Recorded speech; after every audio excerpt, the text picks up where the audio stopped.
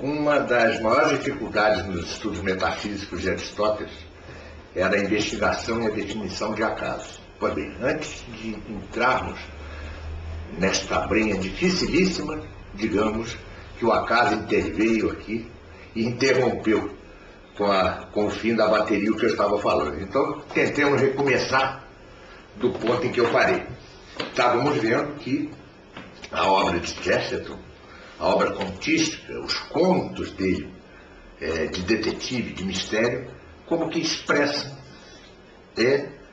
o próprio ato da inteligência de desvendamento, de inquirição, de investigação e desvendamento de um mistério. Pois bem, diz Rosa Nogueira, minha esposa, na apresentação do livro, dá-lhe o título, aliás, Chesterton, uma vocação para o mistério. Perfeito, né? E diz Chesterton, enquanto houver mistério, haverá saúde. Pois bem, aliás, seus próprios livros de apologia do cristianismo como ortodoxia são feitos ao modo de um livro de mistério. Pois bem, vamos falar um pouquinho deste artista maior que é Chesterton, né? Primeiro, é dotado de um humor finíssimo. Era inglês, naturalmente. Tem aquele humor fino inglês, mas mais que isso, o humor fino de um inglês católico e muitíssimo inteligente, muitíssimo sutil. E este humor é uma característica permanente nele. Eu me lembro que, traduzindo esse livro, várias vezes eu tinha de interromper o trabalho, que aliás se interrompia muitas vezes pela dificuldade intrínseca dele, eu tinha de interromper porque eu começava a rir, né? Era impossível continuar diante daquela... Como todos sabem, o tradutor é um leitor muito especial.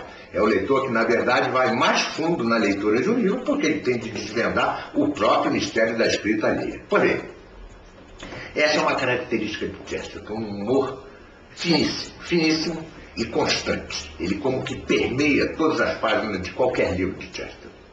Segunda característica, certo barroquismo, mas não entendamos barroco aqui no sentido do ininteligível, no sentido gongólico, do barroco de Gôngora, que realmente é incompreensível. Mas o entendamos no sentido que o próprio Chesterton falava de barroco. O barroco é aquela forma artística que melhor expressa os mistérios do cristianismo. Este barroco que são como as volutas de uma igreja barroca, os florões de uma igreja barroca, que expressam, por sua vez, as volutas dos florões, os claros escuros dos próprios mistérios, das próprias parábolas de Cristo. E uma terceira característica dele é uma elegância no escrever de raríssimo. É raro ver um escritor com tal elegância, ao mesmo tempo que com tal fluência. Vejam que o barroco de Chesterton é absolutamente compreensível. Nós não... Difícil é traduzi-lo, não lê-lo, né? Vocês verão, para quem ainda não comprou o livro, que é de uma facilidade impressionante. É aquele tipo de leitura que não se interrompe nunca. Você vai, e você é levado como uma corrente de elegância e de fluência na escrita que é impressionante. E eu gostaria de ler aqui o trechinho, para mim, de um dos melhores contos deste primeiro livro da saga, para vocês verem um pouquinho o humor e o estilo dele. Vocês me esperem um pouquinho, já lerei, serei breve. É um conto belíssimo chamado Os Pecados do Príncipe Saradino. Quando tirou o habitual mês de férias de seu escritório de Westminster, Flambeau o fez num pequeno barco a vela, tão pequeno que a maior parte do tempo foi usado como barco a remo. Passou esse mês em pequenos rios dos campos do leste, rios tão pequenos que o barco parecia um barco mágico a navegar em terra através de prados e campos de trigo. O barco só comportava 2 pessoas. Nele não havia espaço senão para o imprescindível, e Flambeau o abastecera de coisas que sua filosofia especial considerava necessárias. Reduziam-se a 4, evidentemente essenciais. Latas de salmão para o caso de querer comer. Revólveres carregados para o caso de precisar lutar. Uma garrafa de conhaque para o caso de desmaiar. E um padre, presumivelmente, para o caso de morrer. Padre Brown.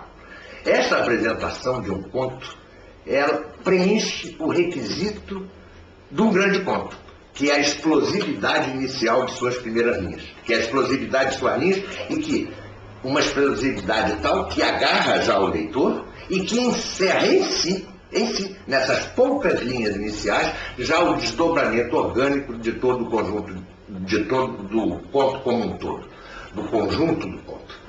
Muito bem, eu li esse pedaço só para vocês verem a beleza do estilo, o humor que permeia essa coisa de que levou 4 coisas essenciais, entre elas um padre, para o caso de presumivelmente morrer, é de uma genialidade impressionante. Pois bem, recomendo a compra desse livro, né? É um livro, além do mais, com uma embalagem belíssima, ou seja, ele é editorialmente de um capricho impressionante, né? E é a nossa pequena contribuição para a divulgação no Brasil deste artista maior, desse gigante do catolicismo, que foi Chesterton, né?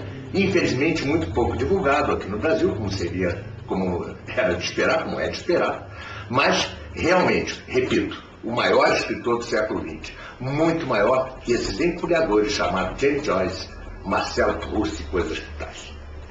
Boa noite.